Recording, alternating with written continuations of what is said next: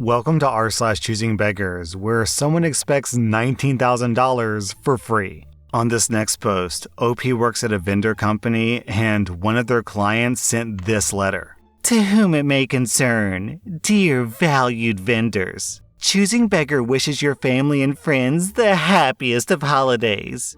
We have thoroughly enjoyed partnering together throughout the year. We will be celebrating the holidays with our staff on December 7, 2021. We would like to take this opportunity to request the participation of our valued vendors in contributing gifts to celebrate our dedicated staff members. All items and gifts donated will be accepted gratefully, but as a guide, we've listed a few items below for reference. Gift cards, preferably over $100. Alexa Echo, iPads, Ring camera, Apple Watch, AirPods, Roomba, TVs, and MacBooks. We sincerely appreciate your participation in celebrating the holidays with our valued staff, and we look forward to continuing business with you in the new year. Sincerely, Choosing Beggar. Man, when they started the list of items to buy and they opened with gift cards, preferably over $100, I was like, yeesh, that is steep. But then they go down to TVs and MacBooks? Okay. This feels less like an invitation to send gifts to one of your clients and more like extortion. Like, hey, send us TVs and MacBooks or we'll find a different vendor to buy our supplies from. So, guess what? There's no food in the house, and my mom said that she's not buying food because the house is dirty, and until it's clean, she won't buy anything. Parent of the year, am I right? I've barely eaten anything in the last few days, and I feel exhausted because of it, and she wants me to clean the house on an empty stomach? The house isn't even that dirty. There's just dishes in the sink and poop around the house because of my brother's dog. I also love the fact that my brother's going out with his girlfriend, and he's getting food out of it, and my mom isn't even going to stop him. You'd think that if she's stopping me from eating, then she would stop him too. So why is she stopping me from eating? I love this for me. Then, oh my god, then someone down in the comments says, how old are you now? I'm not being a smartass. I actually want to know. I'll be 23 in a month or so. And yes, I do have a job, just no money until the next paycheck. Okay, then leave. I'm working on that. I can't just get up and leave without a plan. And then someone else replies, you're 23 and you're living at home? You aren't buying your own groceries? And your mom is offering to buy you groceries if you just clean the shared living space? I'm confused here. Are you trying to get people to feel bad for you? This is the most entitled, bratty thing that I've ever read. And anyone else who reads this will leave significantly dumber. Do your mom a favor and move out. What? Why is this guy fixated on the laundry thing and not the fact that there are literal piles of dog poop that people are, I guess, stepping over as they go about their daily business? She's honestly like, oh, the house isn't that dirty. There's just literal piles of feces all over the house, so not a big deal. Lady, that's not just dirty. That crosses the line over into filthy. Do I have any 23-year-old listeners out there? Are you completely incapable of cleaning when you're hungry? Is that what it's like to be 23 nowadays? Do you just look at a pile of feces and you're like, no, it's not that bad. It's okay. I don't mind it that much. I mean, it makes the entire house smell like dog do, but, no big deal. What is a big deal is that my mommy isn't buying me free food. My husband got a guitar for Christmas, and I would love someone in the Wellington area to just give him a few free playing lessons together to teach him something. I Googled free lessons near me, and nothing free came up. And what was free was all online. Aren't there people out there who will teach people how to do stuff for free nowadays just in the interest of meeting new friends to hang with? I hope this makes sense. Lady, it's called YouTube. Selling MacBook computer. Hi, is this still available? Yep, it's still available. I'm here due to a sudden emergency surgery for my daughter, so I'm not completely strapped for cash because I just had to pay for surgery bills. I'm very desperate to get this for myself because I have to stay here for 2 weeks due to her surgery, and I don't have a way to study for my university exams. I'm just wondering what the lowest you could do is, or if you would be willing to give it away just to help a family in need, please. I know this is a really big ask, but I'm so desperate, and I'm worried that I'll fall behind on my studies while I'm stuck here. Are you able to help me out at all? Please? No. F you! On this next post, someone has clearly had enough of choosing beggars. Selling 3 bar stools for $300. I'm selling 3 white and brushed silver adjustable height bar stools, like new. $300 for all 3. Important, please read. 1. I would rather throw them out than negotiate on price. 2. If you email me to negotiate, I will sell them for your negotiated price to someone else. 3. If you agree to pick them up and show up with less than $300, I will burn them in front of you.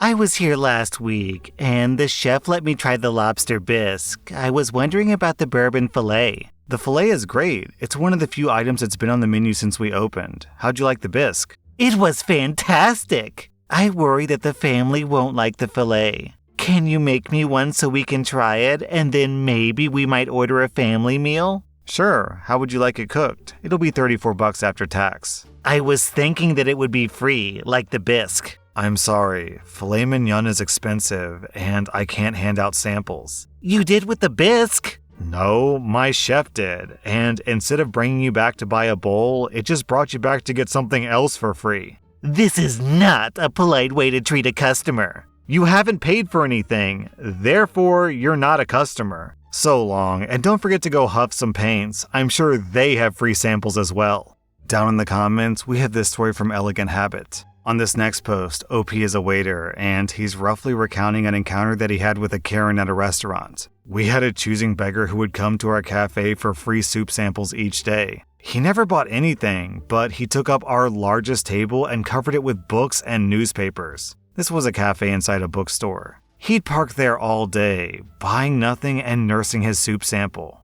After months of this, we finally asked him to leave or pay. He was outraged. He said with utter conviction, "I'm one of your best customers." On this next post, OP is giving away a free IKEA dresser. I'm still an hour away, but okay, I'll see you soon. Is there a sticker on the inside wall of the dresser with a model number? No, but the style of the dresser is Malm. If there's no sticker, then I can't be sure that it's IKEA. Are there warning stickers in the drawers? No, we pulled all the stickers off when we built it, but it is IKEA. If you don't want it, then no worries. It's too far for me to not know for sure. Cool. I was really confused on this post because it's like, since when do people care about getting like brand name IKEA furniture? Like they're gonna get some sort of street cred the way they would with Supreme or Gucci or whatever.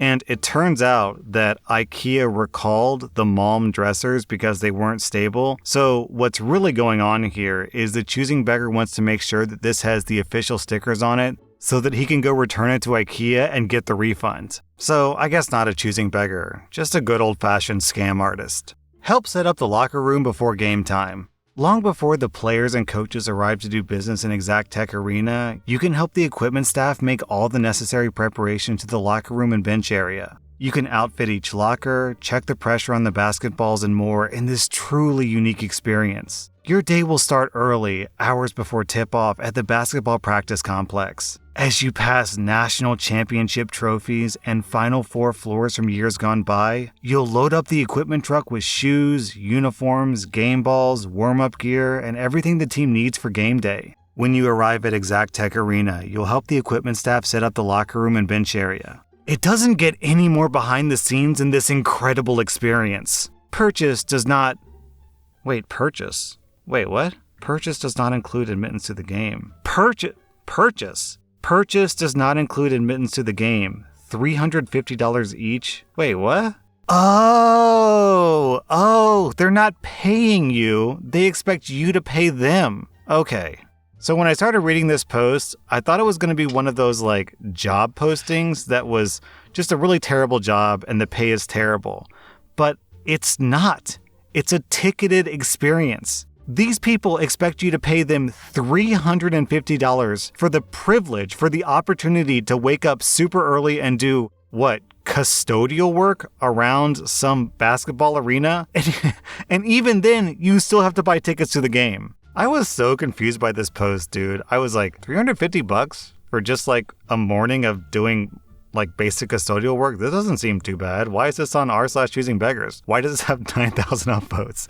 But it's like, aha! Because they literally want you to pay to work for them. And apparently, I don't know anything about basketball, so I'm going based on the comments down here. But apparently, the Exact Tech Arena isn't like a professional NBA basketball team. It's just some University of Florida basketball team. So it's not like you're gonna, cross paths with LeBron James or something. Dear Santa, hi. So I'm guessing you picked up this letter and you're wondering, is this going to be like all the other letters asking for things? Well, no, it's not. I'm not here to ask for something of my own. This year, what I'm asking for is coming deep from my heart. You see, alongside this letter, you probably see my brother's as well. He's asking for iTunes gift cards. I think that's a good gift for him, but honestly, there's something more that he would like. There's a computer he wanted a while back, but due to its price, our parents couldn't get it for him.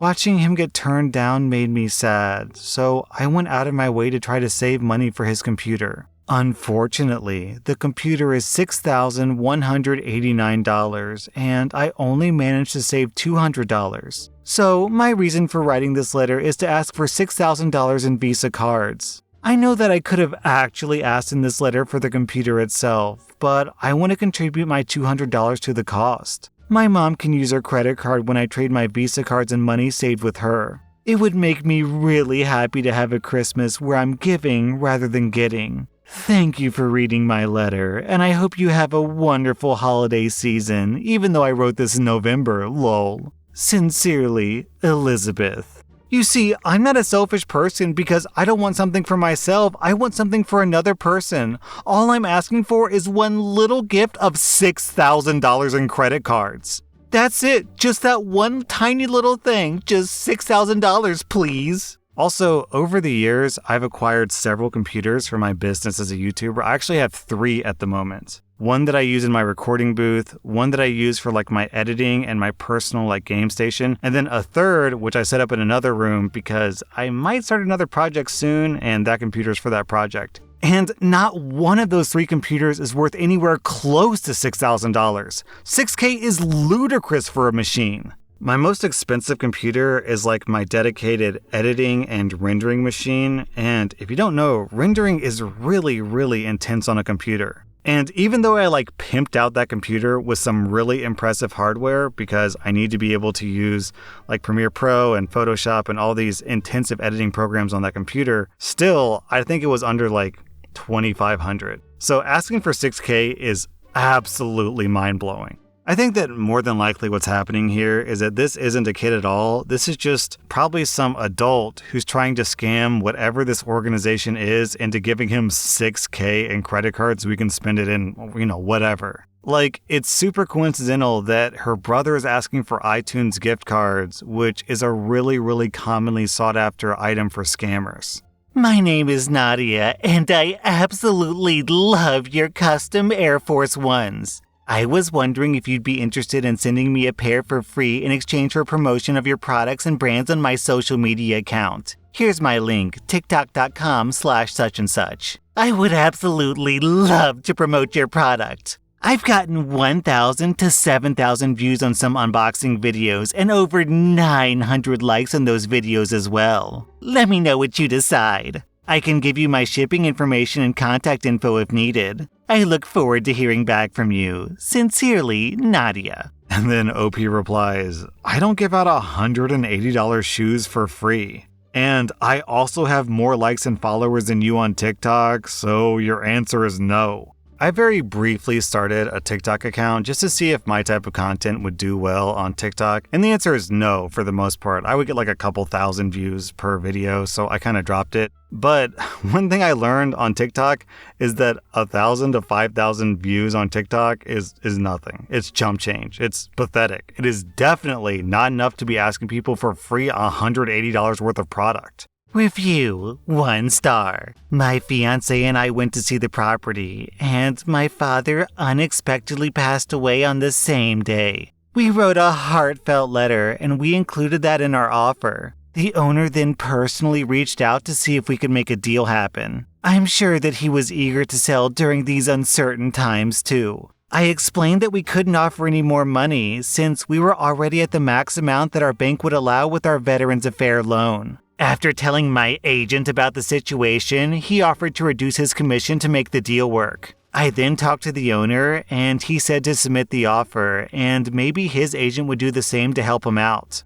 The only thing left to get the deal done was for this listing agent to agree to do the same, but she refused to help. It's unfortunate because now you have an owner who can't sell to a willing buyer. I understand that it is not the realtor's responsibility to reduce commissions, that it's simply a choice they can make to help their clients. At a time when unemployment is over 20 million people and people are asking for forbearances on their mortgage, she decided not to help. Then the realtor replies, "It's rather sad and frustrating that it was demanded of me to reduce my commission. It may not have felt like a demand, but after going online and providing me a poor review on every portal you could locate because I wouldn't bend to your wishes demonstrates that you were making demands. And best of all, you weren't even my client. My client also never asked me to reduce my commissions until much, much later. What my client didn't tell you was that I already reduced my commission prior to taking the listing. I was then told that I had to reduce my commission again by you to make the deal work. All in all, I reduced my commissions by over 1.25%. As a quick aside, my understanding of realty is that the standard commission is 6%, which is split between the two agents, so 3% to each. So this realtor was originally standing to make 3% commission, which they reduced by 1.25%, so that's almost, not quite, half of her total commission. So honestly, that's a huge discount. Anyways, back to the post. What you may not know while you are demanding me to reduce my commissions is that I have a team that I also have to compensate. My girls spent several days at the property cleaning it to get it ready to be listed. We paid for drone photography, a 3D tour, professional photos, coordinated with staging companies, and we let in HVAC companies to service the house. We also acted as a delivery service to deliver the homeowner's personal goods from another location in town, and so much more. My duty is always to my client, and you were not my client in any capacity. I realize it's frustrating. However, I didn't feel like this was the best deal for my client, as the entire market has actually shown signs of being boosted by COVID. I'm still trying to wrap my head around the fact that this is a $1.5 million home.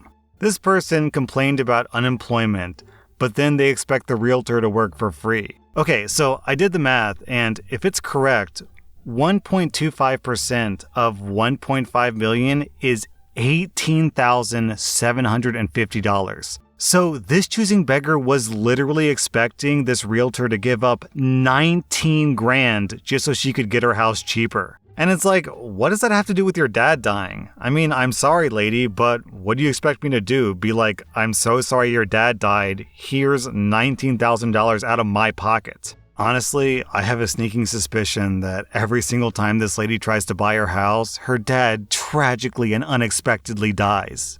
That was r/choosingbeggars, and if you like this content, check out my podcast where I publish the exact same episodes. Also, hit that subscribe button because I put out new Reddit videos every single day.